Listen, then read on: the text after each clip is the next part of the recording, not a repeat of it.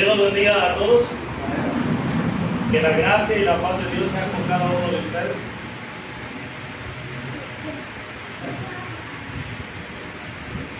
Quiero dirigirme a los jóvenes. Sé que no les va a gustar, pero hagan favor de pagar este lugar.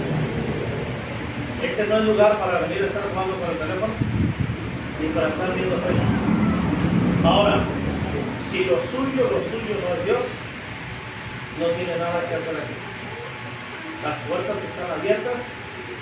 El que quiere venir a adorar a Dios es bienvenido. Amén.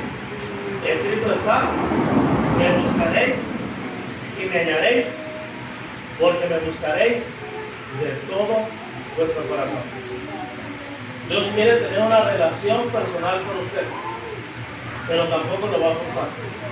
Él dice en Apocalipsis 3:20: aquí yo estoy de la puerta y llamo. Si alguno oye mi voz y abre la puerta, entraré a él y cenaré con él y él conmigo. La invitación está abierta. Las puertas están abiertas. El que quiere venir a adorar a Dios puede hacerlo, pero tiene que hacerlo de todo su corazón. Si no, de lo contrario, de nada le va a servir. El libro de Eclesiastés, capítulo 3, versículo 1, la Escritura dice: cuando fueres a la casa de Dios, acércate más para oír que para ofrecer el sacrificio de los necios, porque no saben qué hacen. Así que Dios quiere tener una relación personal con usted. Prueba de ello es Juan capítulo 3, versículo 16, que dice: porque de tal manera amó Dios al mundo, incluyéndole, que ha dado a su Hijo unigénito, para que todo aquel que en él cree no se pierda, mas tenga vida eterna. Pero también está escrito, versículo 19: porque no envió Dios a su Hijo al mundo para condenar al mundo, sino para que el mundo sea salvo por él.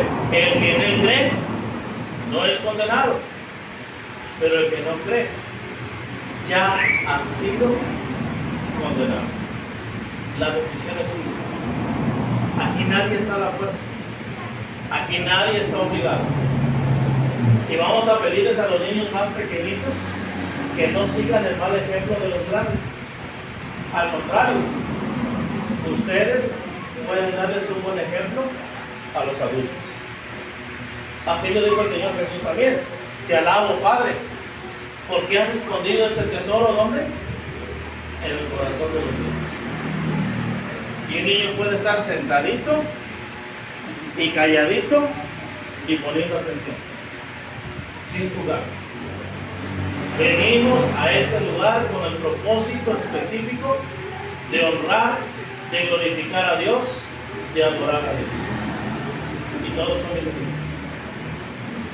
Una vez después de ello, vamos al libro de Éxodo. Los hermanos y yo no nos pusimos de acuerdo en cuanto a lo que íbamos a predicar, pero tiene cierta relación. Ha de ser porque seguimos el mismo manual. Vamos por favor al libro de Éxodo. Quiero procurar ser breve. No sé si lo logro, pero menos la intención es ser breve. Éxodo capítulo 4. Usted sabe, Dios llama a Moisés. Dice la palabra de Dios en el versículo 18. Usted conoce la historia. Moisés fue escogido por Dios para ser el libertador de Israel, y ahora, apacentando las ovejas de Jetro, su suegro, ha sido llamado para ir a hacer la obra de Dios. Ahora, la Escritura dice, según Timoteo 3:16, que toda la Escritura es inspirada por Dios y útil para enseñar, para redarguir, para corregir, para instruir en justicia, a fin de que en este tiempo, bajo el nuevo pacto, el hombre de Dios sea perfecto, esto es cabal, completo, y también dice ahí, enteramente preparado para la obra de Dios. Eso quiere decir pues que lo que vamos a leer, número 1, es palabra inspirada de Dios. Número 2, es útil. Y número 3, tiene aplicación práctica para nosotros aquí y ahora. Romanos 15:4 también dice, porque las cosas que se escribieron antes para nuestra enseñanza se escribieron. Y Jesús también nos dijo, Juan 5:39, escudriñad las escrituras, porque a vosotros os parece que en ellas tenéis la vida eterna. Entonces venimos, entonces leemos, entonces nos concentramos en lo que está escrito, porque entendemos que de ello depende nuestro destino eterno. ¿Dónde vamos a pasar la eternidad? Entonces, veamos qué aplicación práctica hay para mi vida. Éxodo 4:18. Así se fue Moisés, y volviendo a su suegro Jetro, le dijo, iré ahora y volveré a mis hermanos que están en Egipto para ver si aún viven. Y Jetro dijo a Moisés, ve en paz. Dijo también Jehová a Moisés en Madián, ve y vuélvete a Egipto, porque han muerto todos los que procuraban tu muerte. Entonces Moisés tomó su mujer y sus hijos y los puso sobre un asno y volvió a tierra de Egipto. Tomó también Moisés la vara de Dios en su mano. De momento hasta ahí hasta el versículo 20.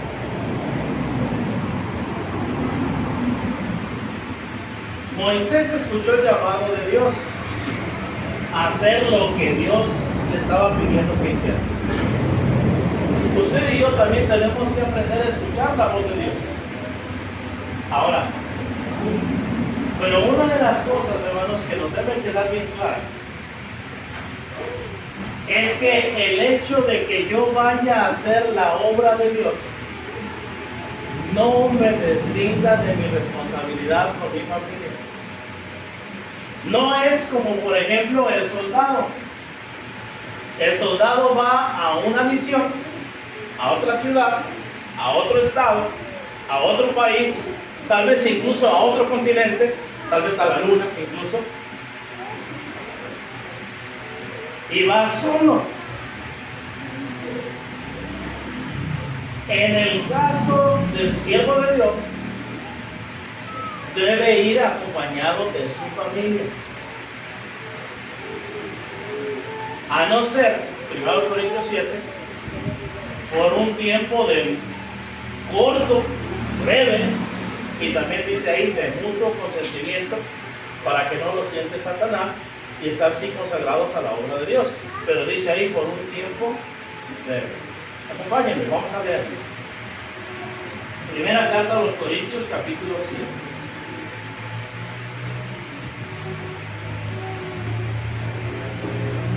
Mucha de la obra de Dios que se hizo en nuestro país fue hecho por misioneros que venían de nuestro país vecino del norte. Gracias a Dios que puso eso en su corazón. Gracias a Dios que hubo obreros que vinieron. Pero una de las malas enseñanzas que dijeron es que lo hacían al estilo soldados. Van en misión sin su esposa, sin sus hijos. Y aquí nos está enseñando la palabra de Dios, que cuando Dios le dice a Moisés, tú eres el responsable, tú eres el escogido, tú vas a ir, tú vas a confrontar a Faraón y tú le vas a decir que deje ir a mi pueblo y tú los vas a traer a la tierra prometida. Moisés ni siquiera preguntó, hermano. Él entendió que no estaba solo. Él entendió lo que nuestro hermano se esposó hace un momento por enseñarnos. Lo que Dios juntó, hermanos, no lo separe del hombre. Y no puedo escudarme en decir, a mí al cabo estoy haciendo la obra de Dios, porque los mandamientos de Dios no son sustituibles, ni tampoco los mandamientos de Dios son intercambiables. No es como que usted pueda decir, bueno, no estoy haciendo esto, pero estoy haciendo esto. No, es todo el paquete completo. Dice ahí, aptos para toda, no para algunas obras, sino apto para qué, para toda buena obra. Incluso lo mencionó, para que seamos perfectos. Es decir, cabales y completos sin que nos falte nada por hacer. Cuando aquel hombre se acercó a Jesús, dijo, ¿cómo eso lo he guardado desde mi juventud? ¿Y qué dijo Jesús? Una cosa de parte. Bueno, vamos a la primera carta de los Corintios, capítulo 5. Versículo 5. No os diréis el uno al otro, a no ser por algún tiempo de mutuo consentimiento para ocuparos obstinadamente en la oración y volver a juntaros en uno para que no os tiente Satanás a causa de vuestra incontinencia. Entonces, las leyes son específicas. Si usted sabe que va a ir por un tiempo prolongado, si usted sabe que va a estar en misión suficiente tiempo, no puede decir, bueno mujer, nos vemos en 6 meses. Nos vemos el año que viene. O en un puente, en unas vacaciones, aquí nos vemos. A donde vaya, escuche, vaya. Así de sencillo. A donde vaya, escuche, vaya. No son ya más dos, sino son una sola carne. Entonces no es como que, bueno, me tengo que ir a trabajar a Canadá de contratado. El contrato dura 3 años, nos vemos en 3 años, mujer. Hay que cargar los chiquillos. Me dieron un contrato por 6 meses para ir al norte. O vamos juntos, o no van a. Así de sencillo. Así de simple.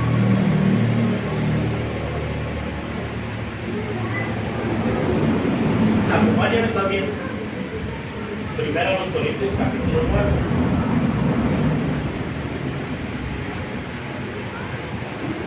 Versículo 5. No tenemos derecho de traer con nosotros una hermana por mujer, como también los otros apóstoles y los hermanos del Señor y el apóstol Pedro, sepas. Pablo aquí, hermanos, está hablando del sostenimiento y de cómo es que algunos hermanos recibían sostenimiento, pero Bernabé y Pablo no. Y Pablo se los va a echar en cara y les va a decir, ¿por qué no? ¿Tenemos ese derecho o no tenemos ese derecho? Pero incluso va más allá. No tenemos el derecho incluso de venir con nuestra familia. ¿No están ustedes obligados a sustentarnos a nosotros? Como también ¿quién? Todos los hermanos del Señor Jesús. Y también ¿quiénes? Todos los apóstoles, incluido Pedro. Ellos cuando iban a sus viajes misioneros o a la labor a la cual Dios los llamaba, iban como juntos, como matrimonio, como familia. Entonces la obra de Dios, aunque el responsable sea Moisés, no es la obra para Moisés solo. La obra es para... Ahora, eso quiere decir que le va a ser algo muy placentero para la esposa del siervo de Dios, de ninguna manera. Regresando ahí a Éxodo capítulo 4, la palabra de Dios dice en el versículo 21, porque hace un momento leímos hasta el versículo 20. Y dijo Jehová a Moisés: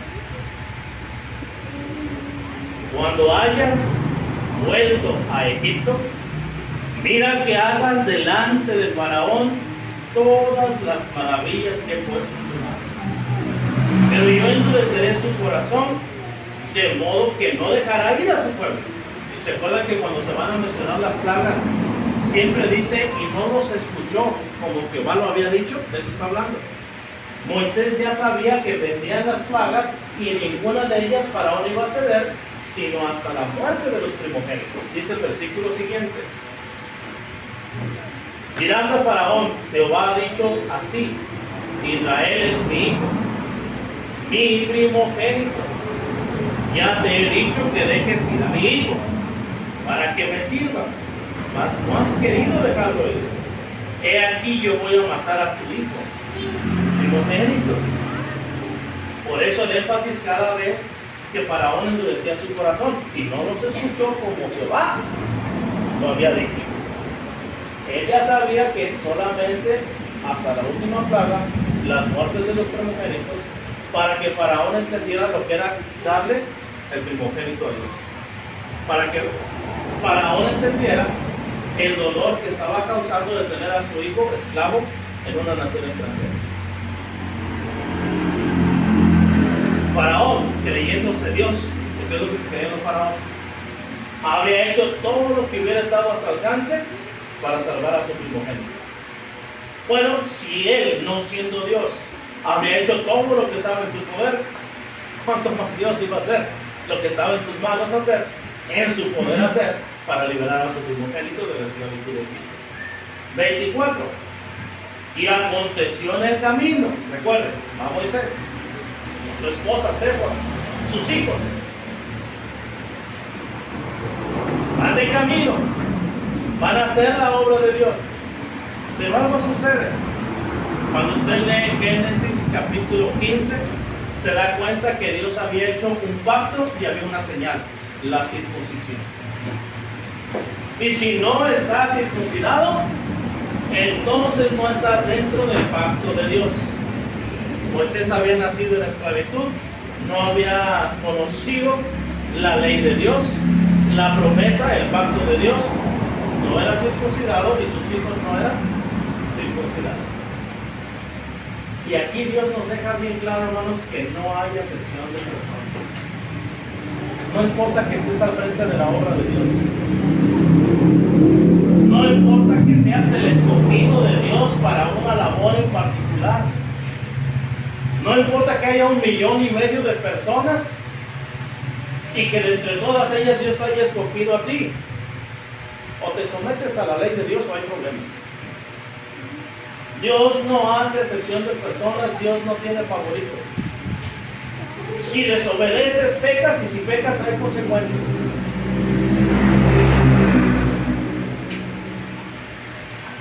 No se puede tolerar el pecado. Primera de Pedro, capítulo 1, dice la palabra de Dios desde el versículo 13.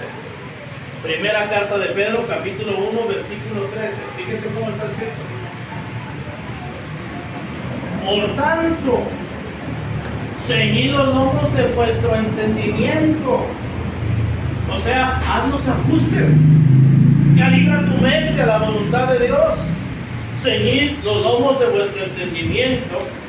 Sed sobrios, o sea, ten una mente sana, no gobernada por las pasiones, no gobernada o influenciada por las drogas o alguna pasión, o por terceros, y esperad por completo en la gracia que se os dará cuando Jesucristo sea manifestado.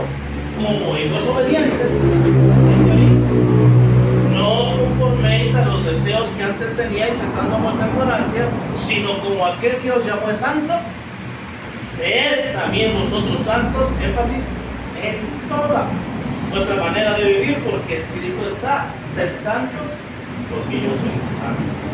Y si invocáis por Padre aquel que sin acepción de personas juzga según la obra de cada uno, conducíos en temor todo el tiempo de vuestra peregrinación.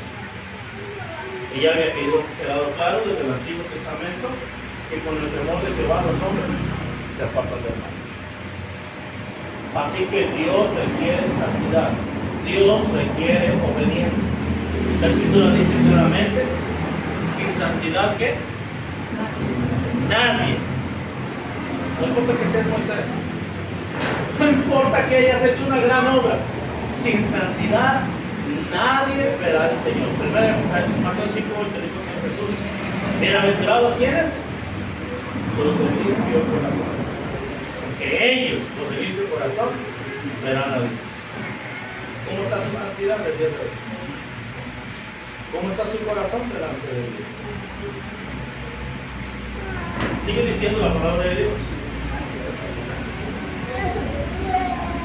Versículo 25.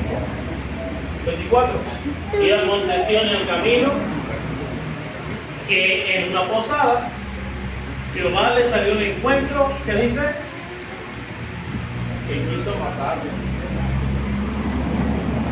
A ver, ¿qué no Moisés, porque había sido escogido por Dios desde el cielo, fue preservado para que no muriera, para librar al pueblo de Israel?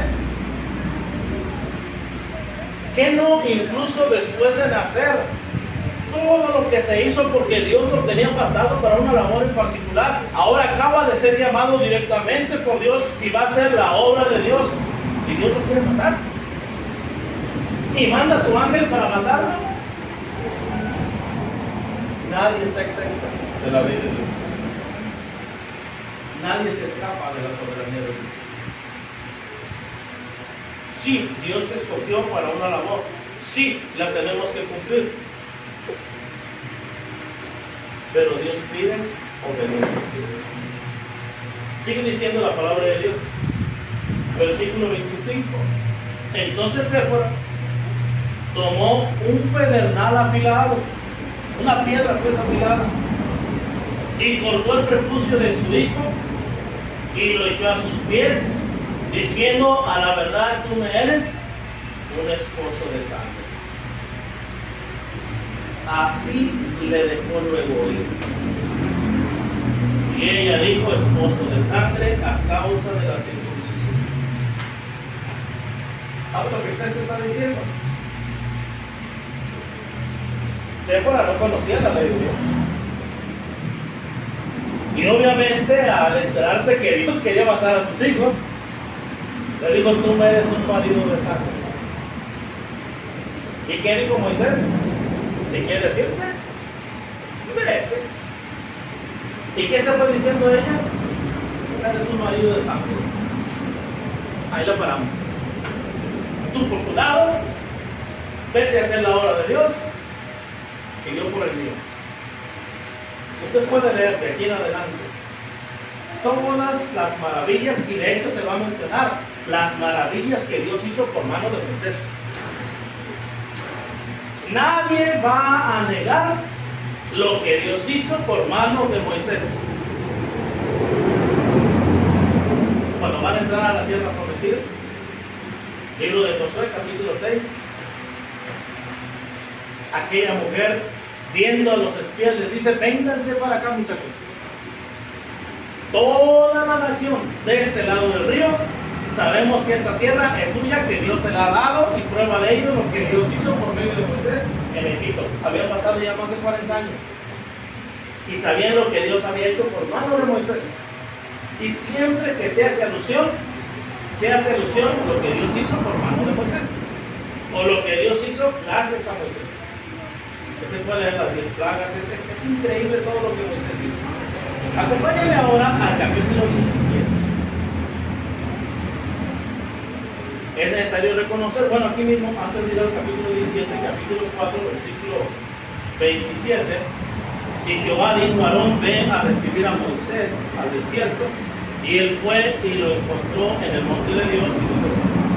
Entonces contó Moisés a Aarón todas las palabras que Jehová le enviaba y todas las señales que le había dado. Y fueron Moisés y Aarón y reunieron a todos los ancianos de los hijos de Israel. Y habló Aarón acerca de todas las cosas que Jehová había dicho a Moisés, e hizo las señales delante de los ojos del pueblo. Ahora acompáñenme al capítulo 7, versículo 1. Jehová dijo a Moisés: mira, yo te he constituido Dios para Faraón, y tu hermano Aarón será tu profeta. Tú dirás todas las cosas que yo te mande, y Aarón tu hermano hablará a Faraón para que deje de ir de su tierra a los hijos de Israel. Esto para ensalzar, hermanos, que la obra de Dios no es de uno solo, que se necesita ayuda. Necesitamos estar unidos, porque la obra de Dios, aunque una persona sea responsable, no puede hacerlo solo. Necesita la colaboración de los demás.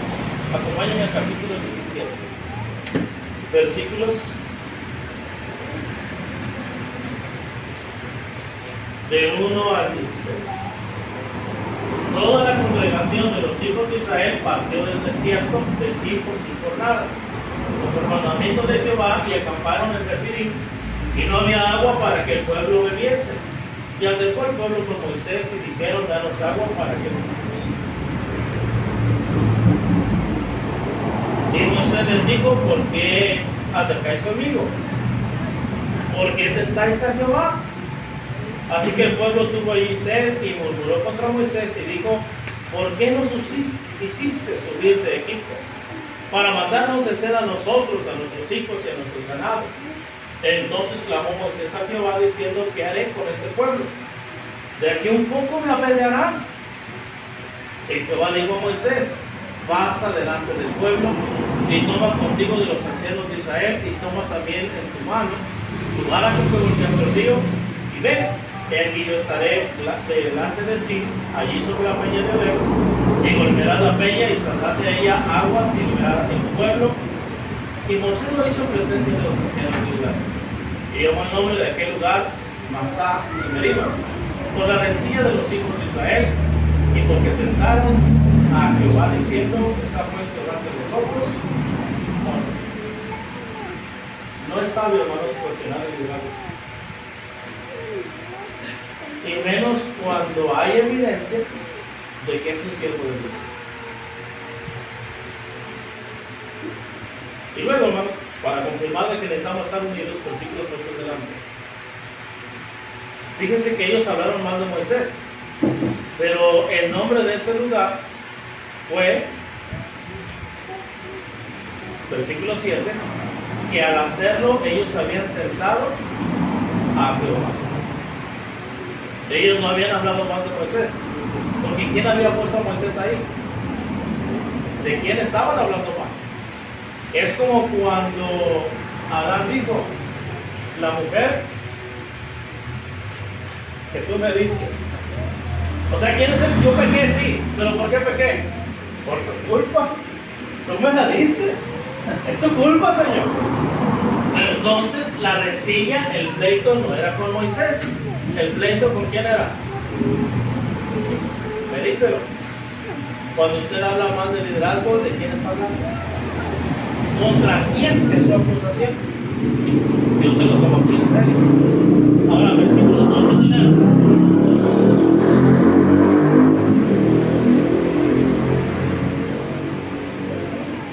Entonces vino Amalek y peleó contra Israel en Refidim. Y dijo Moisés a Josué: escoge los varones y sal a pelear contra Amalek. Mañana yo estaré sobre la cumbre del collado y la vara de Dios en mi mano. Fíjense, no podemos solos. Necesitamos que alguien más se involucre. Necesitamos de su tiempo, de sus fuerzas, de su energía, de su intelecto, de su dinero, de sus posesiones. Versículo 10: hizo Josué como le dijo Moisés, peleando contra Amalek, y Moisés y Aarón y Hur subieron a la cumbre del collado. Más adelante que Dios va a escoger a Josué, pero le va a decir a Moisés que lo escoja por una razón: porque ha estado contigo. Cuando Eliseo también se enteró de que Elías ya no iba a estar más: quiero tener una doble porción de tu espíritu. ¿Cuál fue la respuesta? Si tú estás conmigo. Sí. La gente del mundo dice, hermanos, y es verdad: si usted no sabe obedecer, no sabe mandar, no aprenderá a mandar. Si usted no sabe seguir órdenes, no aprenderá a dar órdenes. Si usted quiere servir como líder, aprenda primero lo que es la sumisión, la sujeción, el colaborar, el seguir las indicaciones. Y de esa manera usted después sabrá cómo desempeñar una buena labor, cómo desempeñar un buen trabajo. Sigue diciendo. 11. Y sucedía que cuando alzaba Moisés su mano, Israel prevalecía. Mas cuando él bajaba su mano, prevalecía Amalek. Y las manos a Moisés se cansaban, por lo que tomaron una piedra y la pusieron debajo de él, y se sentó sobre ella. Y Aarón y Hur sostenían sus manos, el uno de un lado y el otro de otro. Así hubo en sus manos firmeza hasta que se puso el sol. Y Josué deshizo a Amalek y a su pueblo a filo de espada. Primero Dios le mataron. Luego, junto con Aarón, juntaron a los ancianos del pueblo de Israel, que hicieron todos juntos, con las 10 plagas lo hicieron juntos. Ahora, después de cruzar el río Jordán, cuando ellos van a hacer la obra de Dios, necesita la ayuda de Josué. Pero aparte de la ayuda de Josué, se suman dos más, Aarón y Hur. La obra de Dios no es del hombre, hermano, es de Dios. Cuando yo decido prestar mis manos, cuando yo decido sumarme, no estoy apoyando al hermano, solamente estoy haciendo la voluntad de Dios. Le estoy prestando mis manos a Dios, no al hermano, porque no es la obra del hermano, es la obra de Dios. Debemos de tenerlo en cuenta así. Vamos a tener una actividad, vamos a tener una campaña. Contamos con usted, hermano. ¿Quién va a venir a predicar? ¿Cómo? ¿Quién va a venir a predicar? ¿Qué importa? La obra es de quién? De Dios. O sea que dependiendo del hermano que venga, decido si me involucro o no. ¿Se da cuenta? Siguiendo más adelante la lectura del capítulo 18. Oyó Jetro, sacerdote de Madián, y subrayo ahí, suegro de Moisés. ¿Cómo habían quedado Moisés y la hija de Jetro? Pues si no te gusta, ¿qué? Vete. Si no estás a gusto, vete. Y se escudaba Moisés diciendo: a mí Dios me llamó por una misión y voy a hacer la misión de Dios. Si me quieres seguir, bien, y si no, también. ¿Y qué dijo ella? Marido de sangre, vámonos. Contigo ya no quiero nada. Pero ahora Jetro se entera de que Moisés, ¿qué? Ha regresado. Y quiero hacer énfasis en que Moisés está escribiendo esto, y Moisés está diciendo: bueno, el hecho de que ella y yo nos hayamos separado no elimina el hecho de que sigamos siendo marido y mujer, lo que Dios juntó. Nosotros tomamos la decisión de que cada quien por su lado, pero seguíamos siendo ¿qué? Marido y mujer.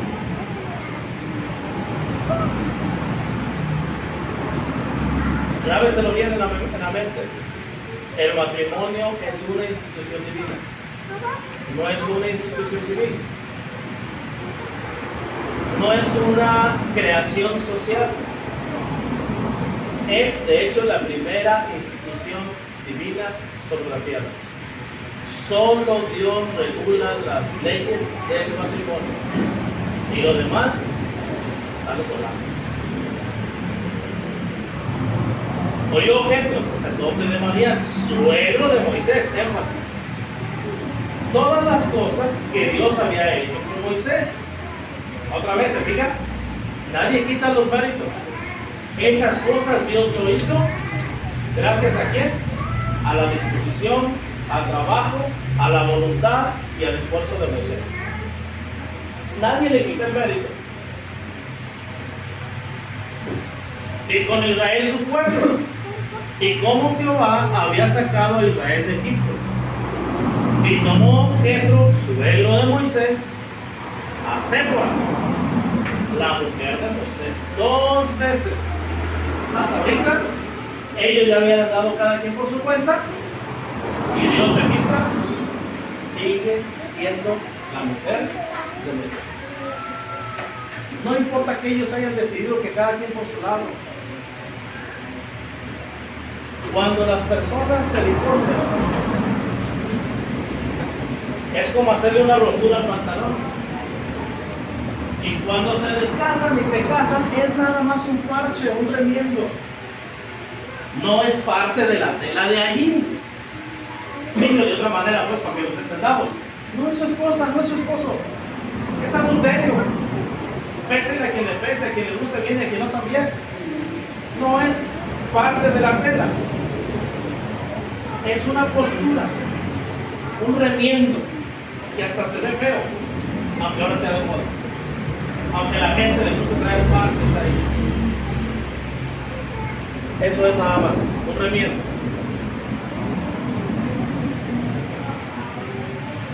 ¿Qué versículo me queda? No, ¿verdad? Y tomó Jetro, suegro de Moisés, a Séfora, la mujer de Moisés, después que él la envió. O sea, ¿qué le había dicho Moisés? No solamente le había dicho, si quieres irte, vete. Es más que espero tu decisión. Hágate, ya no te quiero. Si no aguantas ni eso, mejor vete, me vas a estorbar. Mucho ayuda el que no estorba. Agarra tu camino, no me estorbes. Recuerden que Moisés era de arranque y de armas tomar. Cuando vio a un muchacho que estaba golpeando a su hermano, ¿qué hizo? Lo mató. Cuando el día siguiente miró dos que estaban peleando, pues los empujó ahí. ¿Qué está pasando aquí? Le gustaba que hicieran las cosas como él quería, a la hora que él quería y como él quería. Él tenía que tomar las decisiones. No daba lugar a que alguien más pudiera discutir. No, el que decide cómo se hace soy yo.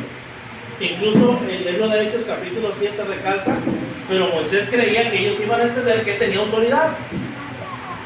Y se basaba en eso, se escudaba diciendo, yo tengo autoridad. Yo soy el que decide. En mi casa mando yo. Bueno, después que le envió.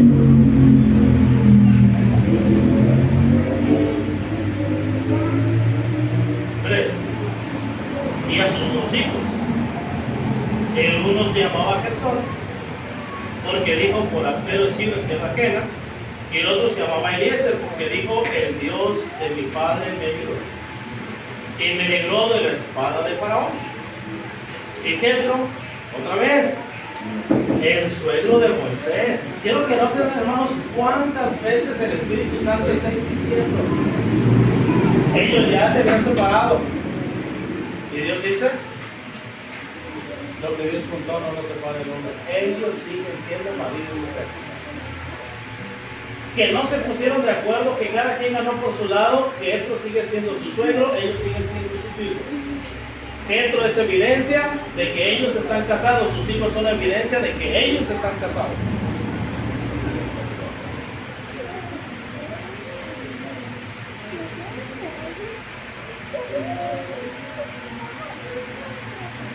Y Jetro, el suegro de Moisés, con los hijos y la mujer de este, vino Moisés en el desierto, donde estaba acampando junto al monte de Dios. Y dijo Moisés, yo, tu suegro, vengo a ti con tu mujer y sus dos hijos con ella. Vengo a ti, Moisés, y vengo con tu mujer. O sea, tú le enviaste, pero ni a la hija le voy a decir, bienvenida, hija, te trató mal, bueno, aquí quédate en la casa. Ya se casó, ya se arrolló. Grábeselo bien. Dios solamente une una vez. Solamente una vez. Y grábeselo muy bien. De esa no se escapa vivo. Del matrimonio nadie se escapa vivo. Es hasta la muerte. Es vitalicio. Sigue diciendo la palabra de Dios. Llegó pues Jetro, su suegro, y le dijo a Moisés, yo tu suegro Jetro, vengo a ti con tu mujer y sus hijos con ella. Eso fue lo que le mandó decir. Recuerde que ya Jetro había escuchado lo que Dios había hecho por mano de Moisés en Egipto.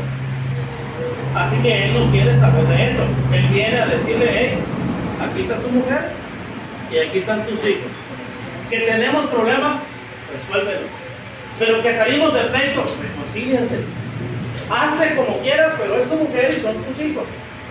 Si no puedes, busca ayuda profesional que te ayude, pero son tu mujer y tus hijos.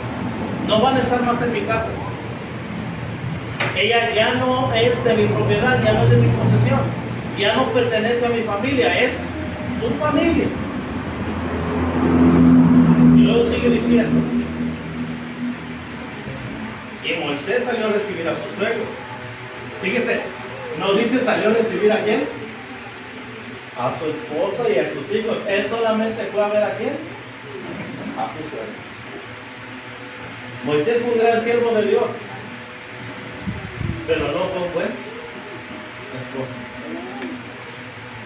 Hay mucha gente, hermanos, esposo o esposa, que pueden complacer a todo el mundo y que pueden mostrar una cara bonita, una apariencia bonita, y todo el mundo puede amarlos, menos su esposa y sus hijos, porque ellos conocen otra cara de la moneda, la otra cara de la persona.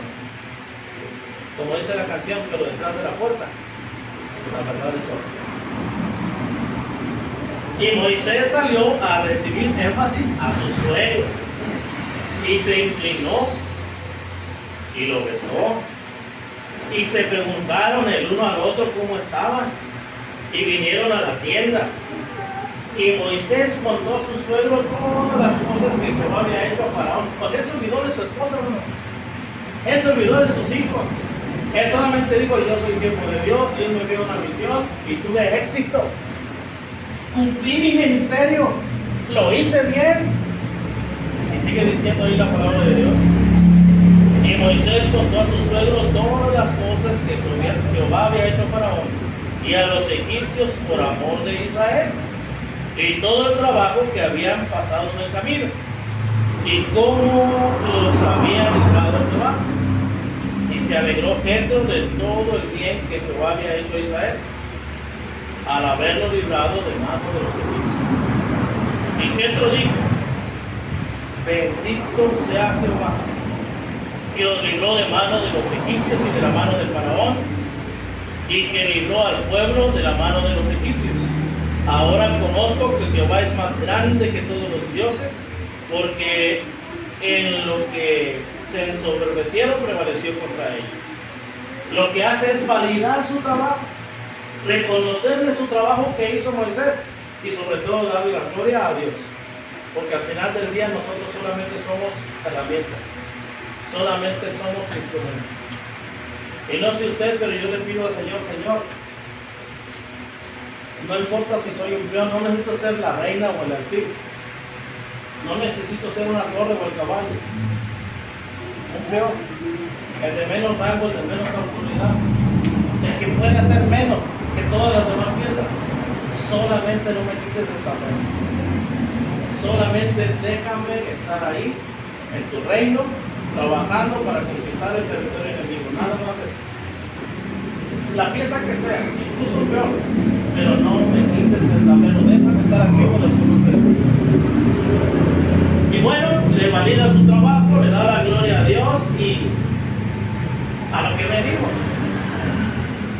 dice el rey, a lo que tú que piensas. ¿A qué había venido Jetro? A regresarle a su mujer. Dice la palabra de Dios, después de que él no recibió a su esposa, no recibió a sus hijos, después de que le cambió la conversación, porque él no le vino a preguntar cómo le había ido. Él le había dicho, vengo porque vengo a entregarte a tu mujer y a tus hijos. ¿Y qué hizo Moisés? Se olvidó de sus hijos, se distrajo en hacer la voluntad de Dios. Creyó que podía cambiar, sustituir el mandamiento de Dios, cuando la palabra de Dios es clara, hermanos. 1 Timoteo 5:8. El que no provee para los suyos y mayormente por los de su casa, ha negado la fe y es peor que un infiel. ¿Dónde está? Y tomó Jetro, suegro de Moisés, holocaustos y sacrificios para Dios, y vino Aarón y todos los ancianos de Israel para comer con el suegro de nuestros judíos. Versículo 13, un poquito más adelante. Dice desde 13, aconteció que el día siguiente se sentó Moisés a juzgar al pueblo, y el pueblo estuvo delante de Moisés desde la mañana hasta la tarde. Fíjense cómo es que Moisés va cada vez aplazando más la reconciliación con su esposa, la reconciliación con su familia. Viendo el suegro de Moisés todo lo que él hacía con el pueblo, dijo: ¿qué es esto que haces tú con el pueblo? ¿Por qué te sientas tú solo y todo el pueblo está delante de ti desde la mañana hasta la tarde? Es sencillo, ¿no? Sí, Moisés tenía trabajo que hacer con el pueblo de Dios, pero recuerden, él está sustituyendo. Él está llenando el espacio vacío. Él está siendo irresponsable. Él está huyendo de su compromiso. Quizás nosotros podemos estar activos en las cosas de Dios. Incluso podemos tener éxito invitando gente, atendiendo estudios, haciendo servicio en la iglesia del Señor. ¿Y mi esposa cómo está? ¿Le estoy dedicando tiempo? ¿Tengo una buena comunicación con ella? ¿O una cosa me hace falta? Quizás estoy buscando un nuevo proyecto. Quizás estoy buscando algo más que hacer, porque estoy huyendo de mi responsabilidad. ¿Por qué no busco consejería profesional? ¿Por qué no busco la ayuda que necesito para reconciliarme? ¿Por qué estoy ocupado en otras cosas? Estaba huyendo Moisés, no estaba haciendo la obra de Dios. Lo estaba poniendo como pretexto para no cumplir con su compromiso. Sigue diciendo la palabra de Dios. Y Moisés respondió a su suegro: porque el pueblo viene a mí para consultar a Dios. Cuando tienen asuntos, vienen a mí. Y yo busco entre el uno y el otro. Y declaro las ordenanzas de Dios y sus leyes. Entonces el suegro de Moisés le dijo: no está bien lo que haces. Desfallecerás del todo tú y también este pueblo que está contigo. Porque el trabajo es demasiado pesado para ti y no podrás hacerlo tú solo. Oye ahora mi voz y yo te aconsejaré y Dios estará contigo. Está tú por el pueblo delante de Dios y somete tú los asuntos a Dios. Y enseña a ellos las ordenanzas y las leyes y muéstrales el camino por donde deben andar y lo que han de hacer. Además, escoge tú de entre todo el pueblo varones de virtud, temerosos de Dios, varones de verdad que aborrezcan la avaricia, y ponlos sobre el pueblo por jefes de millares, de centenas, de 50 y de 10. Ellos juzgarán al pueblo en todo tiempo, y todo asunto grave lo traerán aquí. Y ellos juzgarán todo asunto pequeño, así llevarán la carga de sobre ti, y la llevarán ellos contigo. Si esto hicieres, y Dios te lo mandare, tú podrás sostenerte. Y también todo este pueblo irá en paz a su lugar. Y oyó Moisés la voz de su suegro, e hizo todo lo que dijo. Escogió Moisés varones de virtud entre todo Israel, y los puso por jefes sobre el pueblo, sobre 1000, sobre 500, sobre 50 y sobre 10. Y juzgaban al pueblo en todo tiempo, el asunto difícil lo traían a ellos, y ellos juzgaban todo asunto pequeño. Y despidió Moisés a su suegro, y este se fue a su tierra.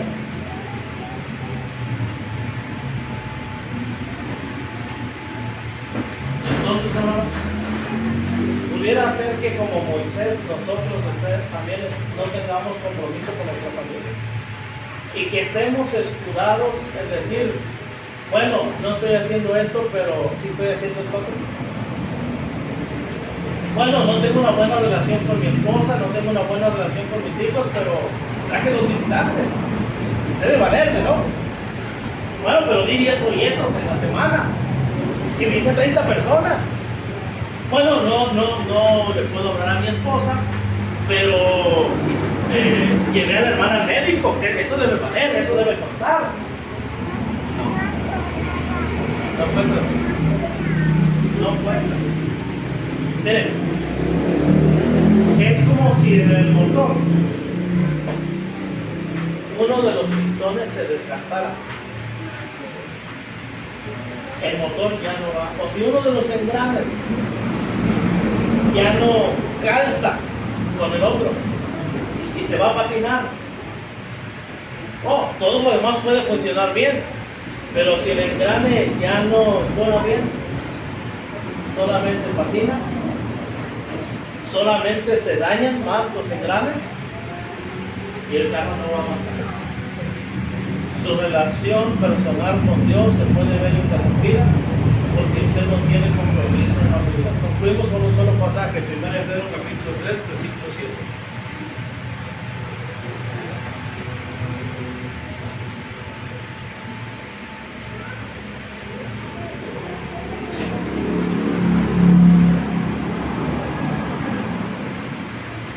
Vosotros maridos igualmente, vivid con ella sabiamente, dando honor a la mujer como a vaso más frágil y como a coherederas de la gracia de la vida, para que vuestras oraciones no tengan desorden.